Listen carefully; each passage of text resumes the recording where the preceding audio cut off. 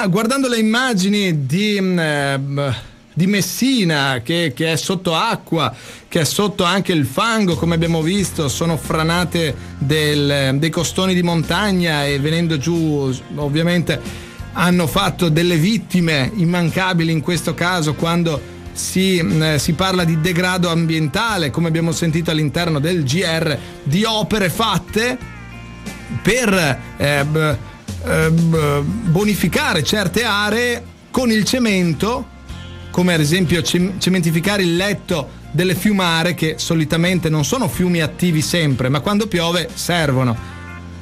Se si fa un letto di cemento, sappiamo anche che l'acqua viene giù molto più forte, il terreno non assorbe e si creano dei disastri. È importante dunque parlare della messa in sicurezza idrica. Ma dalle parti nostre, come siamo messi? È una curiosità che ovviamente in queste ore si fa urgente e ce ne parla proprio di questo, della messa in sicurezza del Piave, del Livenza, il buon Mario Ongaro.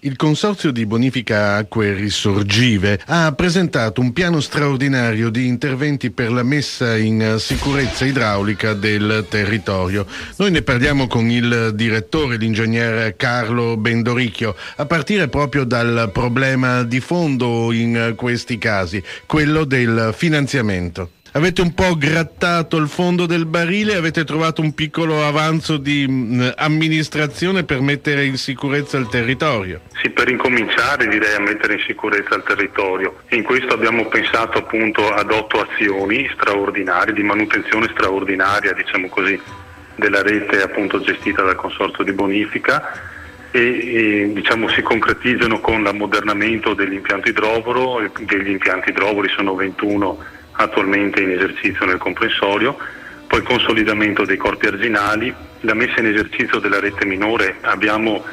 460 km di rete demaniale minore recentemente consegnata al consorzio. Diciamo rete demaniale vuol dire di fossati, di piccoli...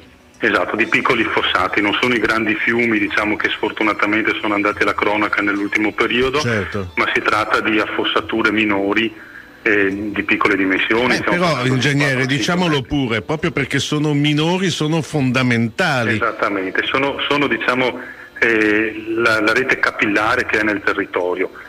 Perché il sistema funzioni bene, un po' come nel corpo umano, è importante che tutto l'apparato circolatorio funzioni bene, quindi non solo le arterie ma anche diciamo questo piccolo apparato capillare che arriva un po' dappertutto nel territorio. E quindi giusto dire anche che ognuno deve fare la sua parte, insomma. Certamente, ognuno deve fare la sua parte.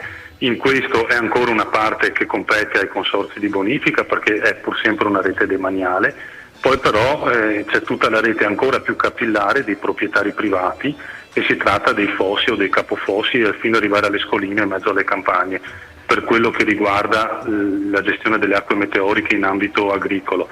E invece per la parte di fognatura, quindi è la manutenzione delle zone fognate, e qui entrano in gioco gli enti gestori del servizio idrico integrato o i comuni che sono proprietari della rete diciamo di fognatura bianca. Ma infatti proprio da questo punto di vista una vostra azione in questa direzione serve anche da stimolo alle amministrazioni comunali.